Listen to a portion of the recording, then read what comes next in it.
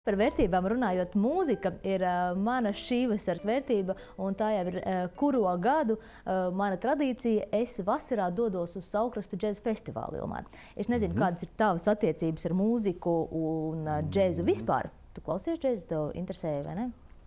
Jā, es klausos, es nevairos. Es klausos. Man ir tā sliktā lieta, ka varbūt Dieviņš man nav devis to dievišķo dzirksti.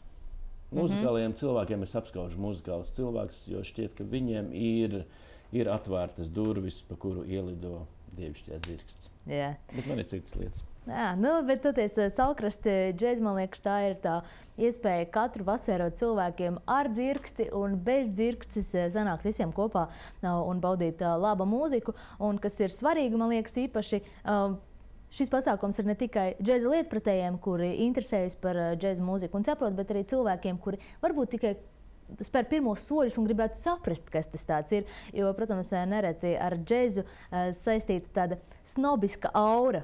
Cilvēkiem bieži vien liekas, tā ir mūzika, kur vienkārši mūzikas profesionāļi mēģina pazīmēties, un tas nav vienkāršiem cilvēkiem, tās nav dziesmas, kurām var dungot līdzi, vai ne? Tas varētu būt taisnība, jo teikšu godīgi, laikam šos 2 gadu desmitus, diemžēl neviens no masu informācijas līdzekļiem nav piedomājis pie tā, ka tā nav elitāra mūzika, tā ir normāla ikdienas sadzīves mūzika, kas viņš savos pirmsākumos arī ir bijis. Savos pirmsākumos tā bija tāpat populārā mūzika, tikai šādā veidā.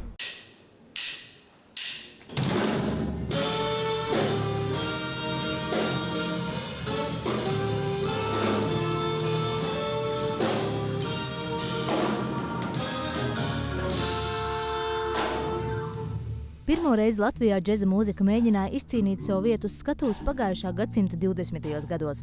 Tas nenācās viegli, jo tajā laikā deju plaču karalis viennozīmīgi bija šlāgeris. Džeza vēsturē Latvijā ir vairāki posmi, kāpumi un kritumi. Arī pēc neatkarības atgūšanas šajā mūzikas lauciņā izveidojās kārtējā plaisa.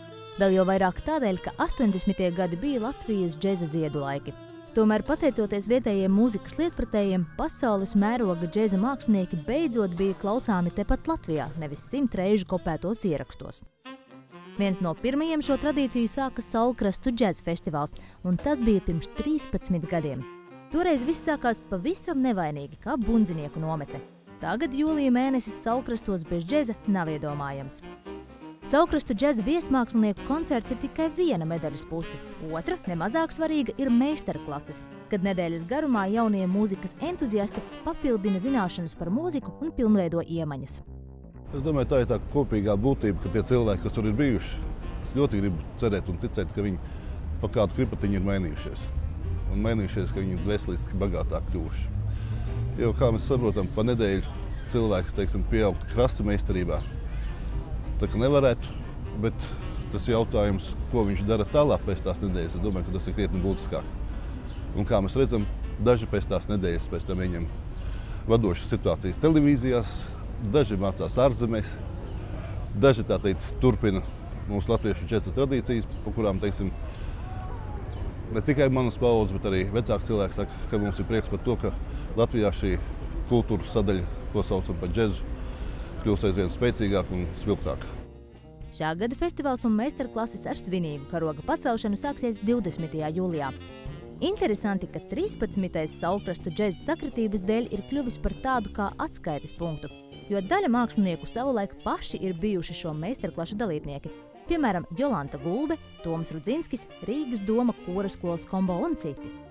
Kādus priekšnesumus nedēļas laikā būs sagatavojuši 2009. gada studenti, varēs redzēt pēdējā festivāla dienā 25. jūlijā 12.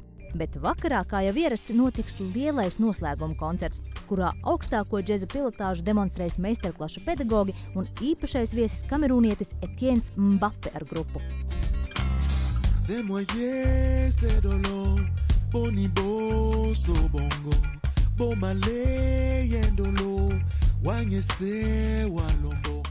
Tālis saka, ka džess esot gluži kā dzīve. Ir cilvēki, kuriem pietiek ar pelēko ikdienu, bet citi meklē jaunus risinājumus ierastām lietām. Tāpat arī mūzikā. Var jau spēlēt vienu un to pašu meldiņu 100 reizes bez mazākās variācijas, bet interesantāk taču esot improvizēt.